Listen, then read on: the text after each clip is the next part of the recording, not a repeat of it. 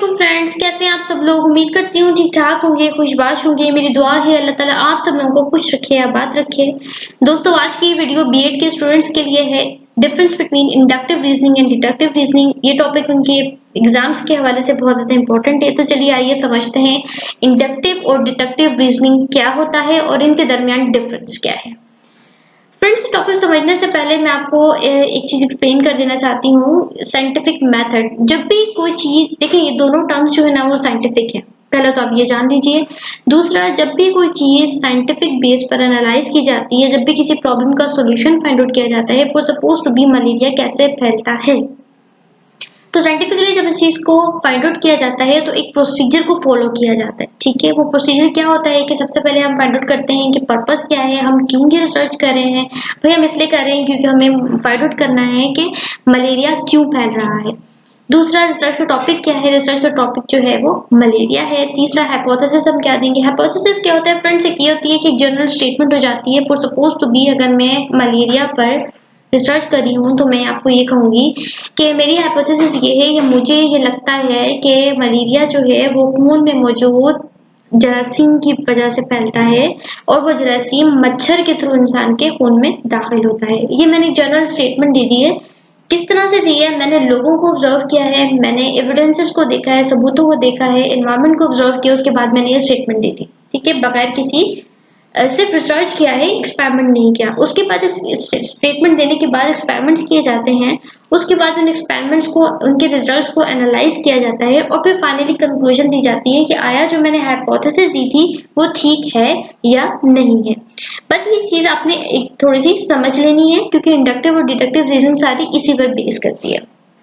अब आइए समझते हैं कि इंडक्टिव और डिडक्टिव रीजनिंग क्या होता है। फ्रेंड्स, इंतहाई सिंपल तरीके से अगर मैं आपको बताऊं तो इंडक्टिव रीजनिंग क्या होता है। इंडक्टिव रीजनिंग में हम क्या एम रखते हैं, हमने थ्योरी डेवलप करनी है, हमने हाइपोथेसिस डेवलप करनी है, हमने एक स्टेटमेंट डेवलप करनी है। जबकि डिडक्टिव रीजनिंग में हम क्या करते हैं कि हमारे पास स्टेटमेंट मौजूद होती है, हमारे पास हाइपोथेसिस मौजूद होता है, हमने एक्सपेरिमेंट्स के जरिए उसको कंक्लूड करना होता है, उसको फाइनलाइज करना होता है। ठीक है, होपफुली आपको आसानी से समझ में आ गया होगा। अब हम इसकी डेफिनेशन पढ़ने के लिए चलते हैं।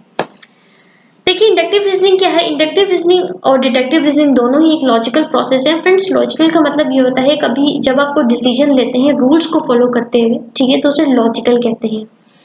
ये एक लॉजिकल प्रोसेस है। इंडक्टिव रीजनिंग की बात कर रही हूँ, ठीक है। इसमें क्या होता है, हम स्पेसिफिक सिचुएशंस को ऑब्जर्व करते हैं और एक जनरल प्रिंसिपल दे देते हैं, एक जनरल स्टेटमेंट दे देते हैं। जैसे मैंने मलेरिया को ऑब्जर्व किया और मैंने एक हाइपोथेसिस दे दी, एक जनरल स्टेटमेंट दे दी कि भाई मलेरिया जो है वो जरासीम से फैलता है, वो जरासीम आपके खून में मौजूद होता है।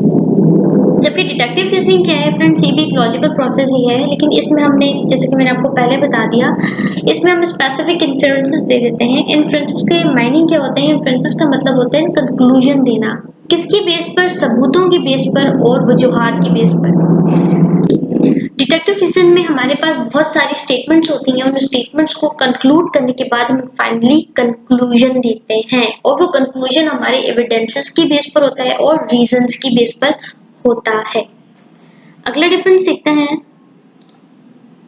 फ्रेंड्स। अब हम आते हैं मीनिंग की तरफ। ठीक है, it connotes the argument in which the premises give reasons in support of probable truth. ठीक है फ्रेंड्स, कनोट्स का मतलब क्या होता है, यानी कि सजेस्ट करना, आर्गुमेंट सजेस्ट करना, आइडिया सजेस्ट करना। ठीक है, और प्रेमिसेस का मतलब क्या होता है, किसी रीजन की बेस पे एक स्टेटमेंट दे देना। अब मैंने जो स्टेटमेंट दी थी मलेरिया के बारे में, हाइपोथेसिस दी थी कि वो मैंने कुछ सच थे, कुछ सबूत थे, कुछ ऐसी चीजें थी जो मेरे सामने मौजूद थी, उनकी बेस पर मैंने दे दी। ठीक है, हो सकता है वो चीजें ट्रुथ ना भी हो, फॉल्स हो, लेकिन मैंने उनकी बेस पर स्टेटमेंट दे दी। मैंने जो अपना डेटा कलेक्ट किया था उसकी बेस पर स्टेटमेंट दे दी। ठीक है, जबकि जो डिडक्टिव रीजनिंग है उसमें क्या होता है, ये एक फंडामेंटल फॉर्म है वैलिड रीजनिंग की। ठीक है, इसमें जो आप कहते हैं कि ये जो हाइपोथेसिस है, क्योंकि आप एक्सपेरिमेंट्स के थ्रू से कंक्लूड कर रहे होते हो, रीजंस और एविडेंसेस के बेस पर उसे कंक्लूड कर रहे होते हो, तो फिर आपको गारंटीड होता है कि ये जो आपने कंक्लूजन दिया है वो गारंटीड है और एक फंडामेंटल स्टेटमेंट है जो एक वैलिड रीजन पे बेस करती है। समझ आ गया आपको। यानी कि इंडक्टिव रीजनिंग मैंने अपने खुद से बनाई थी, रिसर्च करके, थोड़ा सा डाटा कलेक्ट करके, अपने इधर उधर के माहौल में मौजूद चीजों को देखकर। हो सकता है वो गलत भी हो, लेकिन डिडक्टिव रीजनिंग में मैं उन्हीं हाइपोथेसिस को एक्सपेरिमेंट्स के थ्रू कंक्लूड कर रही हूँ, इसलिए वो जो फंडामेंटल स्टेटमेंट होगी, फंडामेंटल फॉर्म है, वो वैलिड रीजनिंग पर बेस्ड करती है। आगे समझ में? अच्छा जी, इंडक्टिव रीजनिंग में आप बॉटम अप अप्रोच करते हो, नीचे से ऊपर की तरफ जाते हो, जबकि डिडक्टिव रीजनिंग में आप टॉप डाउन अप्रोच करते हो, जैसे कि मैंने आपको साइंटिफिक मेथड का पूरा बताया है कि purpose, research and then hypothesis, experiment, analysis and conclusion. मैं उस स्टेटमेंट की, उस सीक्वेंस की बात कर रही हूँ। फ्रेंड्स, इंडक्टिव रीजनिंग में आप क्या करते हो? कंक्लूजन देते हो, जबकि डिडक्टिव रीजनिंग में आप प्रेमिसेस दे रहे होते हो। ठीक है जनाब, आगे बढ़ते हैं। इंडक्टिव रीजनिंग में आप क्या करते हो? ऑब्जर्वेशन से पैटर्न की तरफ, फिर टेंटेटिव स्टेटमेंट की तरफ, फिर हाइपोथेसिस की तरफ, फिर थ्योरी की तरफ आते हो।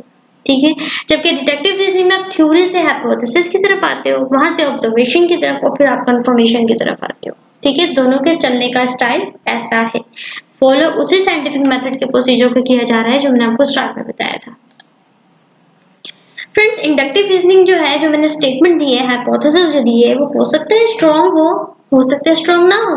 ठीक है, जबकि जो डिडक्टिव रीजनिंग है, उसमें आप एक्सपेरिमेंट्स के थ्रू कंक्लूजन तो कर लेते हो, तो वो कभी कभी वो कंक्लूजन वैलिड होती है और कभी कभार नहीं होती है। ठीक है, इंडक्टिव रीजनिंग में फ्रेंड्स आप स्पेसिफिक से जनरल की तरफ जा रहे होते हो, जबकि डिडक्टिव रीजनिंग में आप जनरल से स्पेसिफिक की तरफ जा रहे होते हो। फ्रेंड्स, इंडक्टिव रीजनिंग में प्रोबेबिलिटी होती है। ठीक है, मैंने एक्सपेरिमेंट्स करके तो स्टेटमेंट नहीं दिया था ना हाइपोथेसिस का, या मैंने थ्योरी तो नहीं दी थी ना एक्सपेरिमेंट्स करके, मैंने तो प्रोबेबल ट्रुथ जो मेरे एनवायरनमेंट में मौजूद थे उसकी बेस पर मैंने एक अपना रीजन दे दिया था। जबकि डिडक्टिव रीजनिंग में आप सर्टेन होते हो, आपको यकीन होता है कि आपकी जो कंक्लूजन है वो बिल्कुल एब्सोल्युटली राइट है, क्योंकि वो वैलिड रीजनिंग पर बेस करती है। ठीक है, और आपने उसे कंक्लूड किया होता है एक्सपेरिमेंट्स की बेस पर। फ्रेंड्स, उम्मीद करती हूँ आज की वीडियो आपको पसंद आई होगी। इंडक्टिव और डिडक्टिव रीजनिंग का डिफरेंस आपको अच्छे से समझ में आ गया होगा। अगर आपको मेरी वीडियो पसंद आई है तो please don't forget to subscribe my channel. Friends, अगर आपको मजीद वीडियोस चाहिए तो डिस्क्रिप्शन बॉक्स में मौजूद लिंक्स को विजिट कर लीजिएगा। लॉजिकल पॉजिटिविज्म, रिलायबिलिटी, वैलिडिटी, कोई भी टॉपिक आप बीएड का सर्च करना चाहते हैं तो डिस्क्रिप्शन बॉक्स और मेरे चैनल को जरूर विजिट कीजिएगा। मिलती हूँ अपनी एक नई वीडियो, एक नए लेक्चर के साथ। अल्लाह हाफिज।